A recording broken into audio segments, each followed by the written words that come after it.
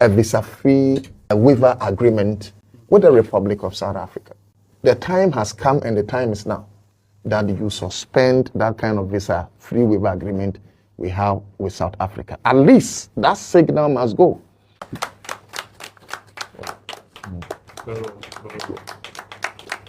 We have something that the rest of Africans envy. South African youth don't have skills at all. They don't know who is their uncle. Nobody talks to them. They do anything anyhow. And then, of course, if drug is infested, it's even worse. When you are outside this continent, they don't call you Ghanaian or South African or Tanzanian. They call you African. We are citizens of Ghana, all of us. Of course. And as citizens alike, we have a common vision to want to build a country comparable to one of the best in the world, if not the best at all, like Nkrumah was heated. We have noticed with recent growth the kind of negative wave that is xenophobia, being advanced by some youth of South Africa have caught for the rest of Africa. And we have also noticed how some of our people who are Ghanaians have been brutally, for want of better words, physically assaulted. And we thought that it is quite important that we don't get loud in our silence. Ghanaians or Ghanaian youth are a breed of people who are rooted in culture. You have trained us to be respectful.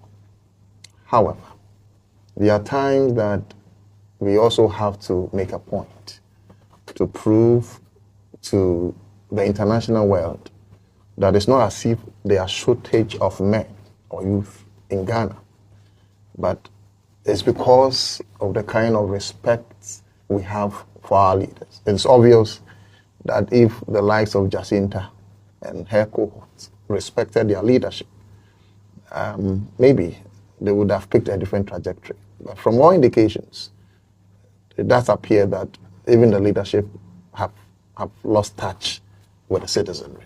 And maybe because elections is fast approaching. So politically, Ramaphosa is being careful. It makes him a weak leader in ways. I'm hearing that he has sent some envoys to some African nations that he doesn't want the rest of Africa to cut bilateral ties with South Africa. Until when? But that was afterthought. In the full glare of security officials, our people were brutalized. But let me pause here to say that with a collective voice, we want to firstly commend, especially the Ministry of Foreign Affairs, your able self and Minister in charge, John Abokujuta Black, for that kind of swiftness, especially, with which you were able to bring back our compatriots. Okay. I am an NDC, some are MPP, and we're deliberate. We decided to get different political parties together so that we sing a common frontal song. The point we are making is that we have other countries who is taking them almost forever to go and find evacuation measures before they can get their people evacuated. And I'm even learning that there are some foreign ministers that are even calling on you to learn from you how you're able to do it. So all in all, we thank you that you have elevated once again the good image of Ghana. Beyond that, I'm sure that we cannot live here without touching on how you have championed reparations and the fact that it has also given Ghana another step in the international community. So all in all, we thought around all this and decided to engage on a non-violent protest. Non-violent protest in tandem with your position and image you have built. We could have gone gaga or haywire like the youth of South Africa. Maybe we could have done well. Of course, 1948 riot is a living example of the Ghanaian spirit and the fact that when it gets to the brim, it's uncontrollable sometimes. Sure. But we thought that we come from a more civilized society. So we decided to approach civility. And I've said that there's a reason why Ghana was first to have regained independence in the first as first African sub-Saharan nation, and why South Africa perhaps may have been the last on the continent. So our approach certainly must be different from them. Ebasa no a de anuonyam hye ebrem panimfo. Na fei adwuma na moye no ankoye se ye mabunu no yasɛ no. Enti ene ohwa ye de oye kyerɛ egu akwan so. Ye the Minister of Lands krata koma no a ye kyɛ ne sɛ South Africa for no a pamo ye mabunu no sɛ omumra wonkro yi mu. Omu nnwuma ni bi nso omagye aboso. Na ye kai kese pa ye takwa mines. Ye ka kyerɛ aban wi ye ka ho a ye de won ba ye sɛ ye nim set takwa mines. Omo a contract omni Ghana won ebeso 2027. Eso amomo renew. Yempe Ghana for capable hands. Ye bubu obi din Heat Gold Fields, Ibrahim Mahama Engineers and Plan. Akufa do kra mo fema no e better since ye de be South Africa ni. Send ye be ya sebi sika no e beka kuruma. Na South Africa for ambo yen amra yen so. Nemo ni nti ye wo kese pa anya no esan se hanom nye minister ehwen saase ene efoma gudie so. Ye wo hanom esan se we know that you have a visa-free waiver agreement with the Republic of South Africa. And as youth of Ghana, as their leadership, respectfully, we are putting before you that the time has come and the time is now that you suspend that kind of visa-free waiver agreement we have with South Africa. At least that signal must go. If possible, tighten that kind of diplomacy so that open visa-free South Africa, Ghana, it should be like open visa-free Ghana, United States of America. They shouldn't take us for granted. Coming compared to South Africa.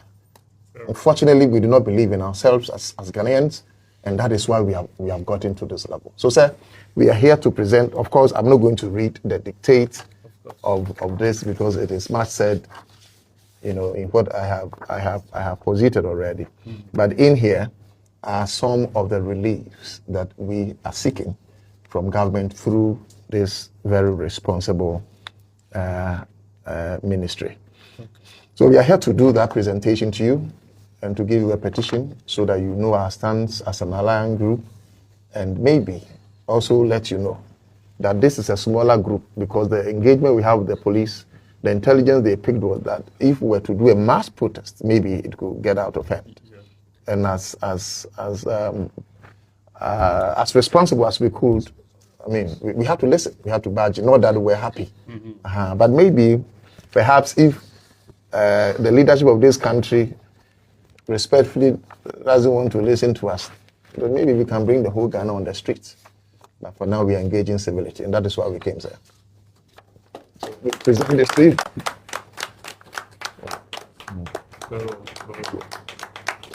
Thank you so much. No, thank you, sir. Thank you. Yeah, we can keep it back. Yes, sir. As you said, it's confidential, so that's right. I'll keep it in the package, and the ministry will look at it, headed by Principal Minister. Okay. First, I'd like to also thank all of you for your resilience, patience. I know you are, all of you, I would say, youth, mostly. When we say youth, it's up to about 37, 40. So you have every right and every reason to feel the way you feel. But as we all advance in age, sometimes we develop a little bit more of, I would say, deep thinking of issues. I'm saying this because Ghana, as you express yourself, has led Black Africa, whether it's independence, freedom, everything. Right now, as we sit here, I think if you look at the policies of this new administration, we are putting measures in place that I pray that by 2-3 years, they will see Ghana as the economic hub for again Africa. Right. And that's our biggest mandate. In that sense, Maybe after 5 years, 10 years, no Ghanaian will wish even to travel because you'll find everything here. But one thing we shouldn't forget as people of this color is no matter what, we have to protect one another. I'm saying this is very important. When we talk about Pan-Africanism, you mentioned Nkrumah's name briefly. This is what they fought for. Secretary Jomo Kenyatta, Mandela himself, while he was in jail for 26 or 27 years before he came and liberated his people. This is not a Mandela South African you are seeing today. Myself sitting here, I lived in Canada for 42 years. Despite all the successes in human development, I didn't feel I was at home. Yeah, you create family, you gain access, assets and everything. But you feel your humanity in your own community. I'm not going to go and learn, but I want to just put something little for you to go back, you the leaders of your groups, right? To think through that, yes, my brother has offended me. He underestimated me. He wants to rob my dignity. Sometimes in life, the person who is attacking you truly needs your help. People don't go after others for no reason. They see success in you. Rather than coming down and asking, my brother, how did you make it? How did you create your barber shop? How did you get your hairdresser? You see, you mentioned Ghanaians. We had this advantage. South African youth don't have skills at all. I've never lived there, but I read on them. They have no skills.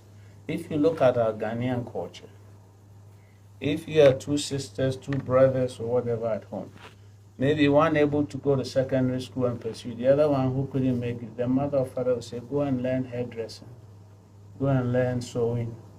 The guy, they say, go and learn mechanic. You push you, baby. Such as it. They don't have that cohesive families. Also, almost as uncle, they are coming from post-apartheid. It's almost like, excuse me to say, the black Americans, even though they live on the continent of Africa. Go to Chicago, if you go to New York, you will see these behaviors. They don't know who is their uncle. Nobody talks to them. They do anything anyhow. And then, of course, if drug is infested, it's even worse. So they take the weakest link and treat them like that. And then there's also those cheap politicians. If they don't have nothing to offer you, then they'll give you an alternative that your job has been taken by this one. But that job was not even offered to that person. Or no creating a job.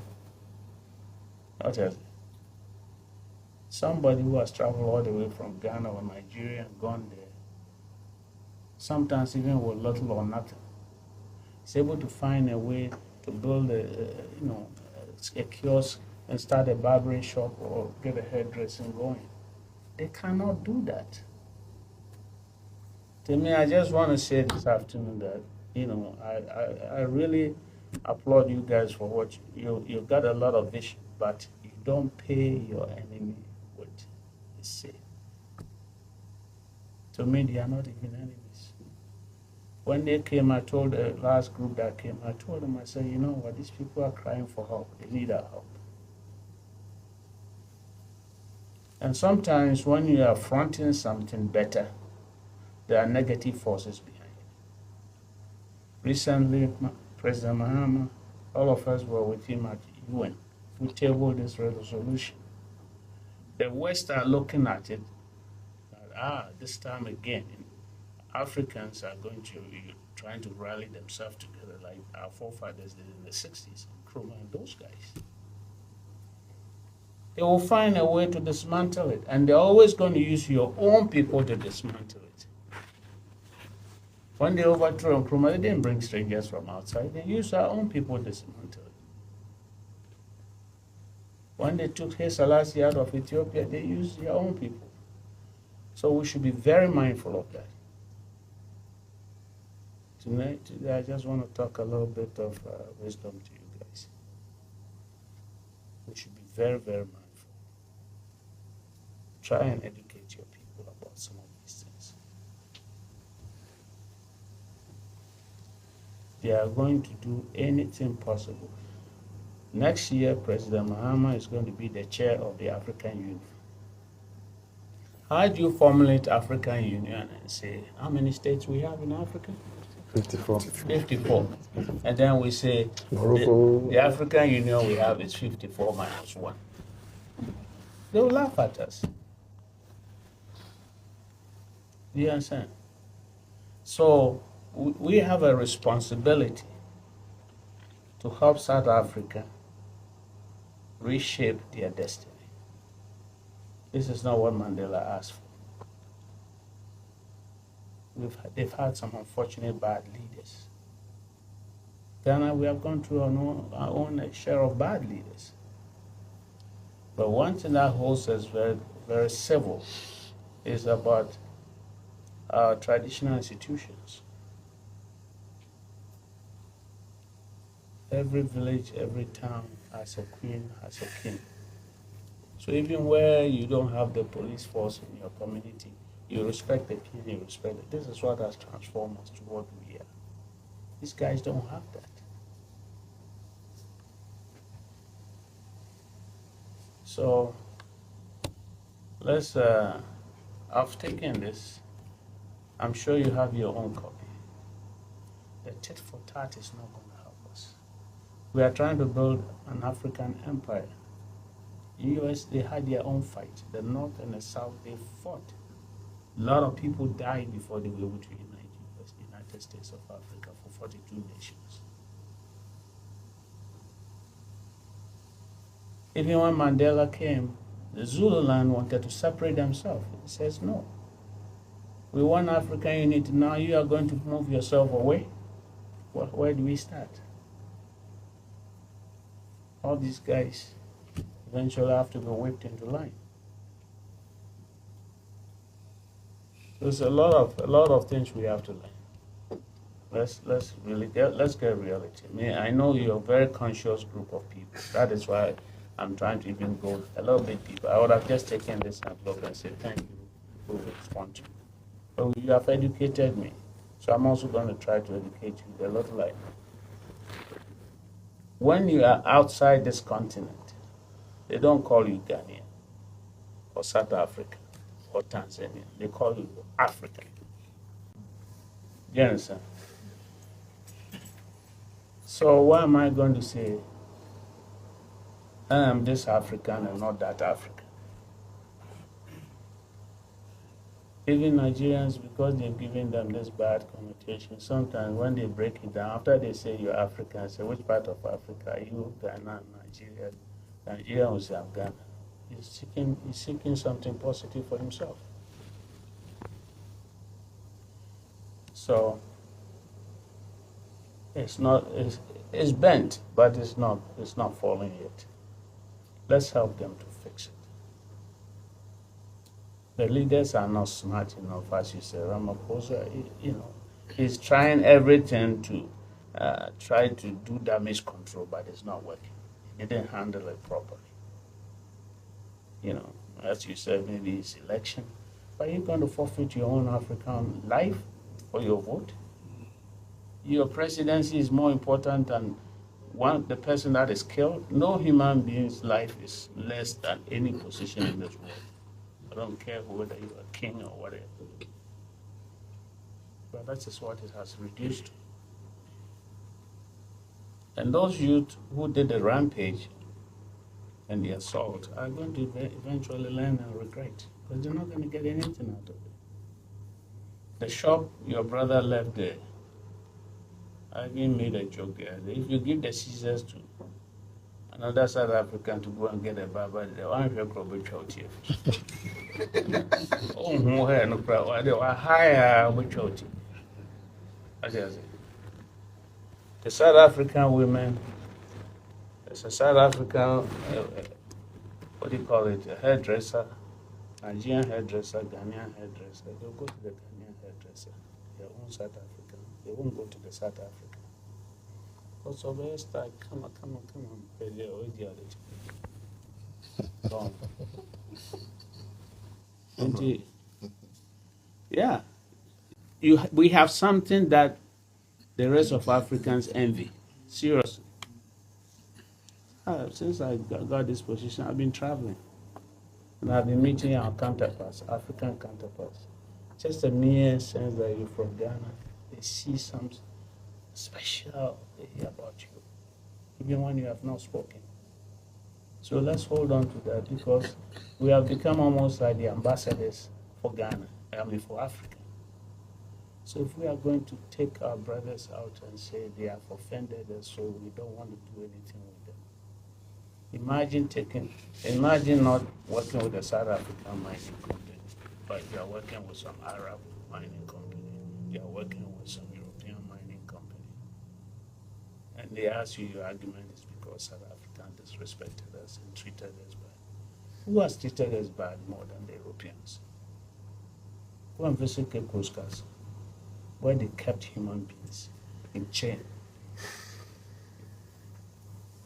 Right? When you are sick on the boat, they take you and throw you over the ocean. You are like a piece of, they call that transatlantic route. It's a barrier route. Millions of people, Africans, were dumped into it. Lost their lives. Your uncles, our great uncles, our great, who knows? Some of our family members. But today we still according them because why? We want peace and harmony. Our very enemies, we are sitting at table with them. And that's exactly the reaction that our enemies are looking from us. Not just because there's the Indians are there, the Chinese are there, the Europeans are there. They didn't go and attack them. They instigate that they attack their own kind. And then your own kind is also going to reciprocate.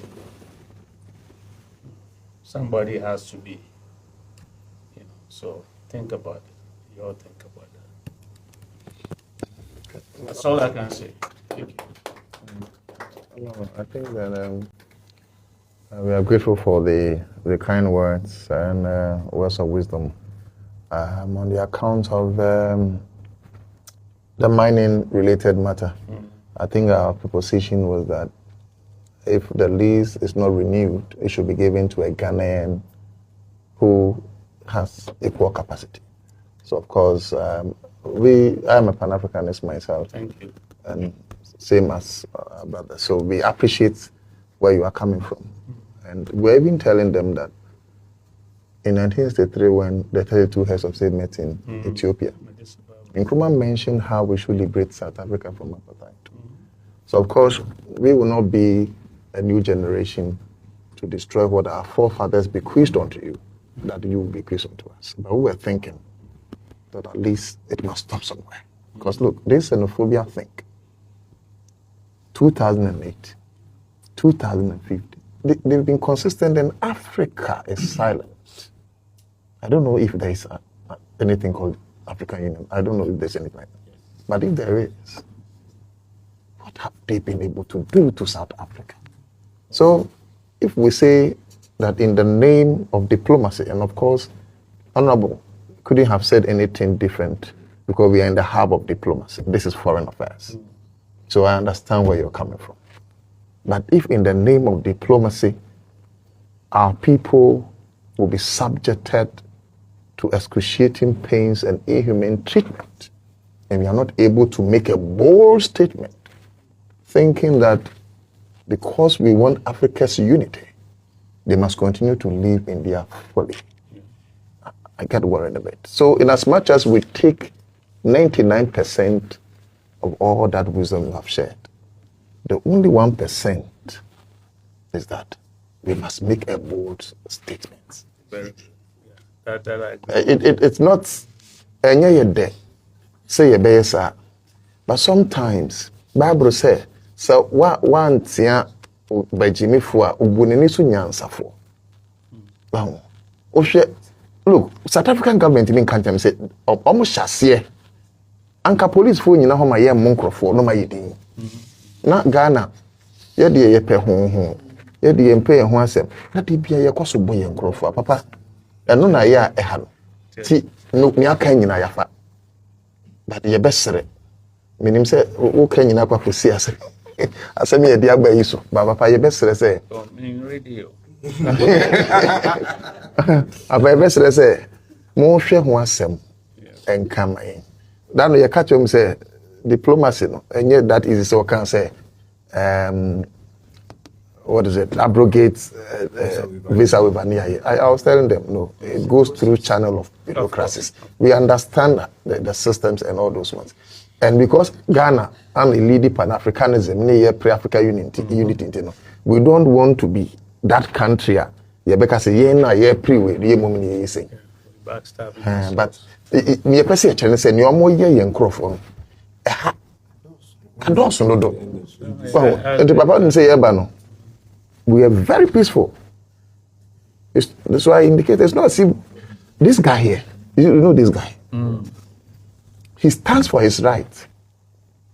This guy, he stands for his rights, all of them. The point I'm making is if say you know kaboom now then empty and South Africa body. We know where we can do worse things. Now much here to mkra go ya yewie. Yeah. Say na wie. Your conscience can be obi ebe fa. But you penny for